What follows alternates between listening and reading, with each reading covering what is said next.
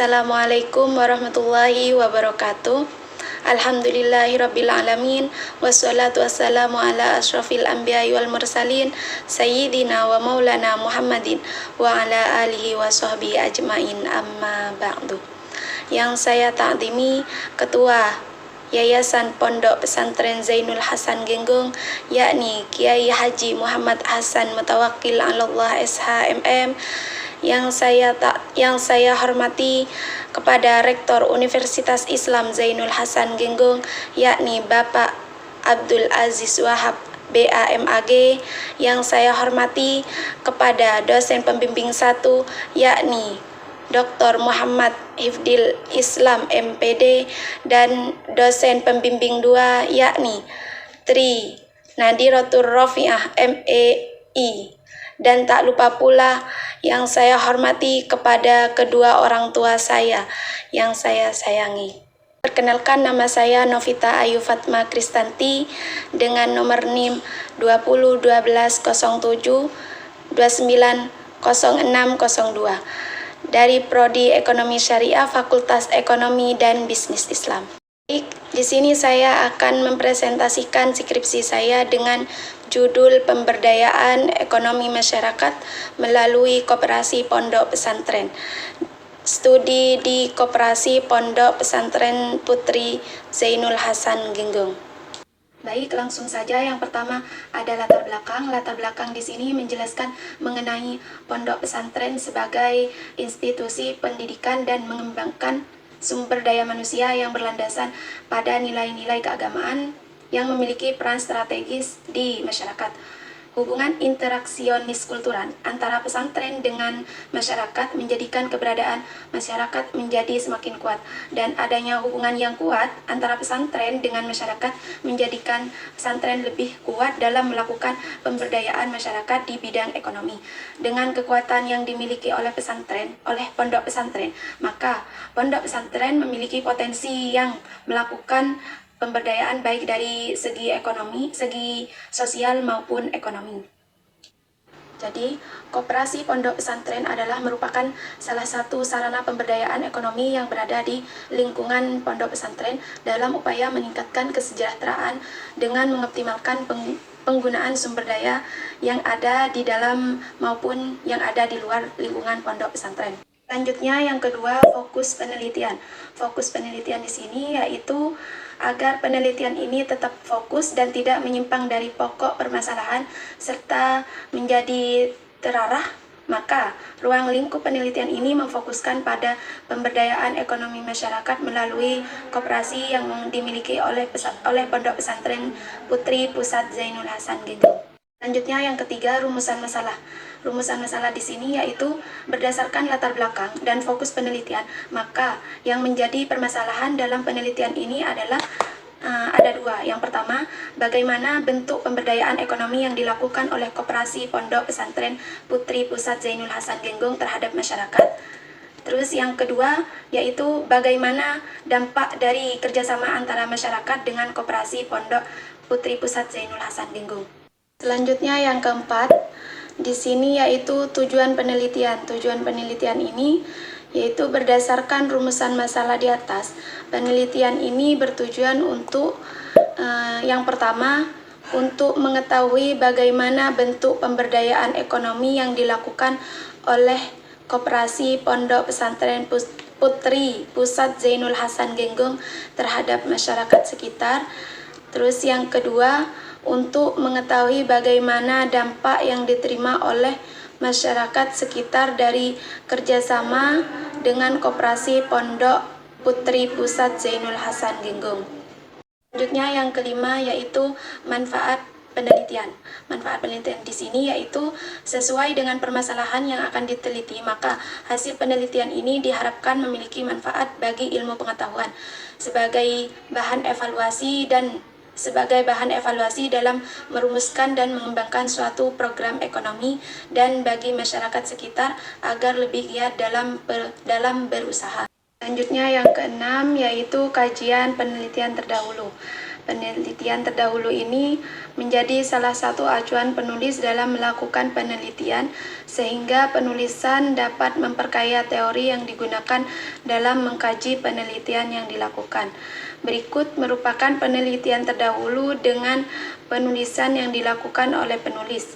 Yang pertama, penelitian terdahulu yang dikarang oleh Muhammad Rifki Khairiri pada tahun 2021 dengan judul Pemberdayaan Ekonomi Masyarakat melalui Koperasi Pondok Pesantren, studi kasus Koperasi Pondok Pesantren Mahasiswa Al-Hikmah Malang. Perbedaan dan persamaannya, yang pertama persamaan dari penelitian ini adalah sama-sama membahas tentang pemberdayaan masyarakat dengan melalui koperasi pondok pesantren, dan perbedaannya yaitu penelitian ini pemberdayaan yang dilakukan oleh koperasi yang ada di Al-Hikmah menghasilkan pengaruh di bidang ekonomi dan sosial bagi masyarakat. Selanjutnya yang kedua, penelitian terdahulu yang dikarang oleh Fajriyatus Sidqoh pada tahun 2018 yang berjudul Pemberdayaan Ekonomi Masyarakat melalui Koperasi Pondok Pesantren dengan studi kasus Dukuh Kabunah Desa Ngadiwarno, Kecamatan Sukorojo, Kabupaten Kadal. Perbedaan dan persamaannya yaitu persamaan dalam penelitian ini yaitu sama-sama membahas tentang pemberdayaan masyarakat yang dilakukan oleh pesantren dengan mengembangkan koperasi yang ada di pondok pesantren, dan sama-sama menggunakan penelitian kualitatif dengan pendekatan studi kasus.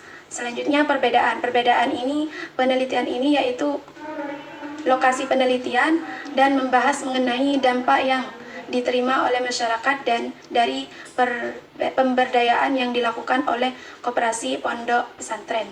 Selanjutnya yang ketiga yaitu penelitian terdahulu yang dikarang oleh Siti Julaiha pada tahun 2021 dengan judul Peran Koperasi Konsumsi Pondok Pesantren dalam Pemberdayaan Masyarakat.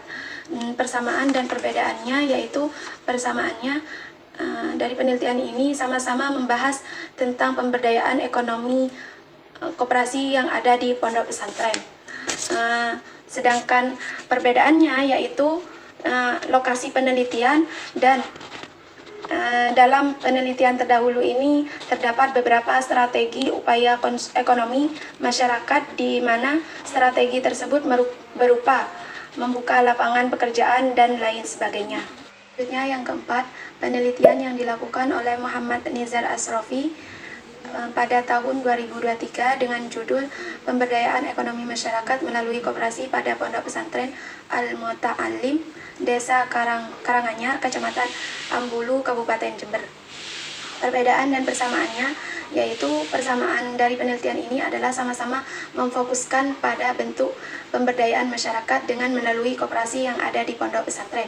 Sedangkan perbedaannya yaitu perbedaan yang dilakukan oleh koperasi yang ada di penelitian terdahulu ini berfokus pada faktor pendukung dan penghambat koperasi yang ada di pesantren dalam pemberdayaan ekonomi masyarakat. Selanjutnya yang kelima yaitu penelitian terdahulu karangan oleh Kasmia pada tahun 2019 yang berjudul Peran Koperasi Pondok Pesantren Al-Mawaddah Warohmah terhadap Pemberdayaan Ekonomi Masyarakat di Kelurahan Lamokato, Kecamatan Keloka, Kabupaten Keloka. Dan persamaan dan perbedaannya yaitu sama-sama menggunakan pendekatan kualitatif dan membahas tentang pemberdayaan ekonomi masyarakat yang ada di pesantren. Sedangkan perbedaannya penelitian ini yaitu lokasi yang diteliti dan tentang strategi koperasi pondok pesantren dan terhadap faktor penghambat dalam pengembangan dan peningkatan usaha koperasi, yaitu terhadap kemampuan berusaha yang dimiliki oleh para pengelola koperasi dan kekurangannya partisipasi anggota dalam berproses pemupukan modal. pengumpulan modal. Selanjutnya yaitu kajian teori. Kajian teori di sini ada 3 pembahasan. Yang pertama, pemberdayaan ekonomi masyarakat, dan yang kedua, pengelolaan koperasi, dan yang ketiga, pondok pesantren. Selanjutnya, pemberdayaan ekonomi masyarakat. Pemberdayaan ekonomi masyarakat di sini membahas 3 pengertian. Yang pertama, pengertian pemberdayaan ekonomi masyarakat, dan yang kedua, prinsip pemberdayaan ekonomi masyarakat, dan yang ketiga, karakteristik pemberdayaan ekonomi masyarakat. Yang pertama, pengertian pemberdayaan ekonomi masyarakat di sini yaitu menurut Malcolm Payne, pemberdayaan merupakan suatu daya kekuatan yang timbul sebagai usaha untuk mengadakan perubahan agar terjadi perbaikan dan peningkatan kualitas kehidupan suatu masyarakat. Jadi, terjadinya suatu perubahan dalam masyarakat tentu melibatkan berbagai elemen. Elemen di sini yaitu berperan serta masyarakat merupakan hal peningkatan dalam pembangunan masyarakat. Selanjutnya yaitu prinsip pemberdayaan ekonomi masyarakat.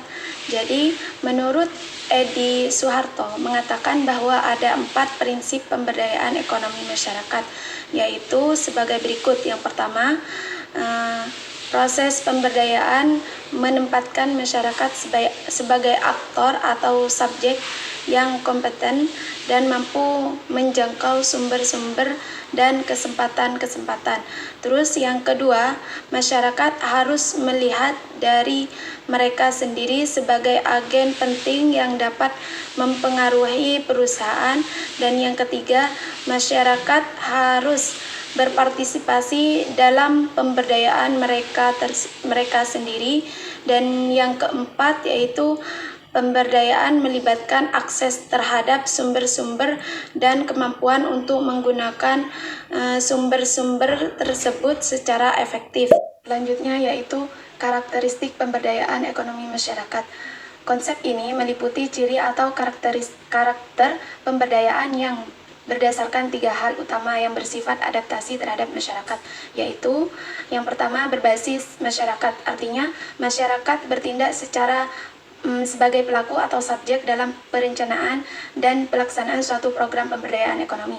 Masyarakat memiliki kewenangan untuk mengambil keputusan tentang kegiatan yang diperlakukan serta pelaksanaannya. Keputusan yang diambil merupakan keputusan bersama. Terus yang kedua yaitu berbasis sumber daya setempat, yang artinya program ini didasarkan pada sumber-sumber yang tersedia pada daerah tersebut. Terus yang ketiga berbasis kelanjutan, yang artinya program ini yang dirancang harus dapat berfungsi sebagai motor penggerak awal yang tidak berhenti pada akhir suatu program. Agar hal tersebut tercapai maka diperlukan strategi perencanaan dan pelaksanaan yang tepat guna. Selanjutnya yaitu pengelolaan koperasi. Pengelolaan koperasi di sini ada 2. Yang pertama pengertian koperasi, dan yang kedua pengertian koperasi pondok pesantren.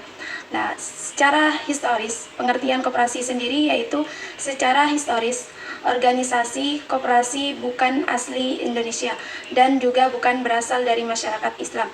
Organisasi koperasi lahir di Eropa sebagai respon terhadap revolusi industri yang berdampak pada marginalisasi kaum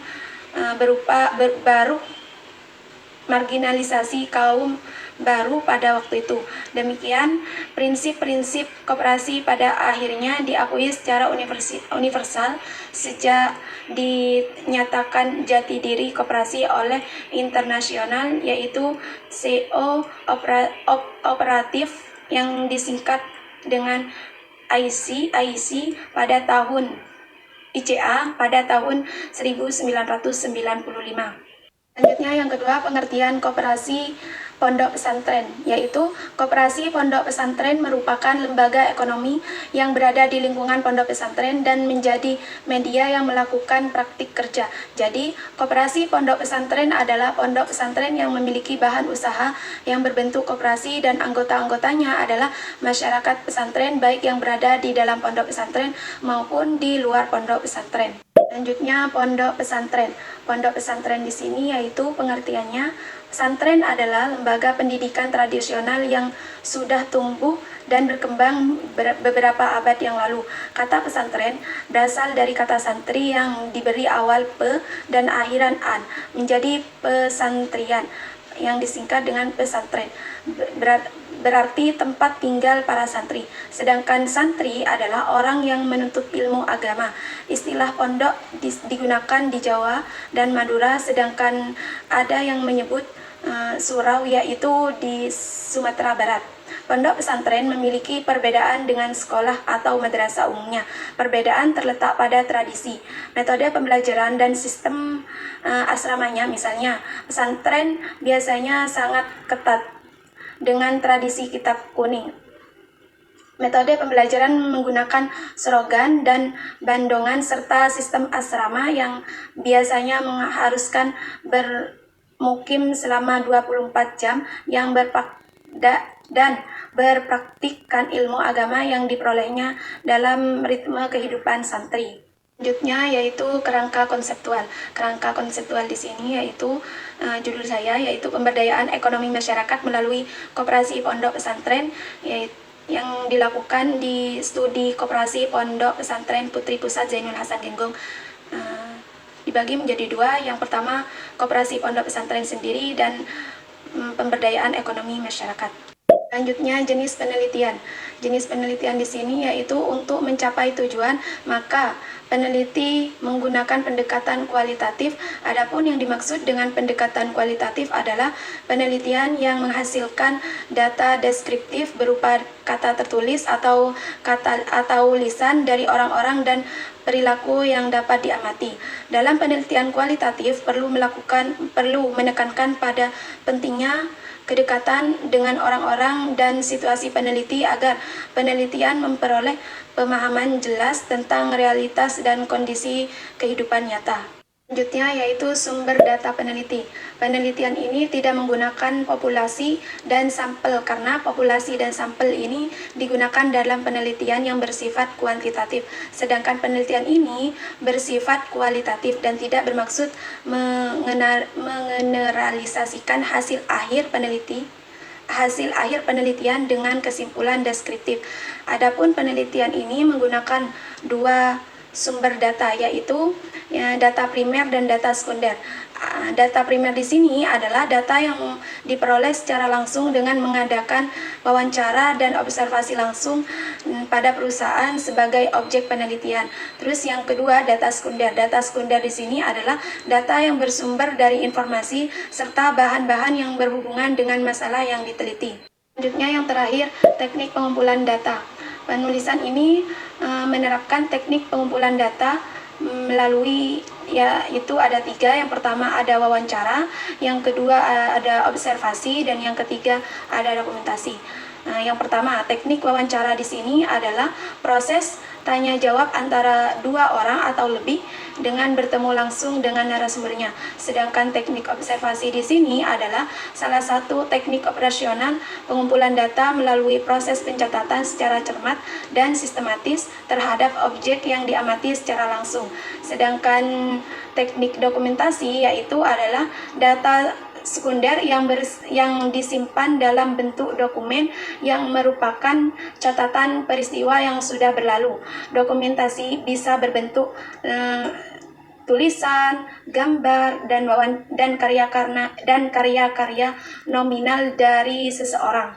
Mungkin itu saja presentasi proposal skripsi saya. Kurang lebihnya mohon maaf. Wabillahi taufiq wal hidayah, waridho wal inayah. Assalamualaikum warahmatullahi wabarakatuh.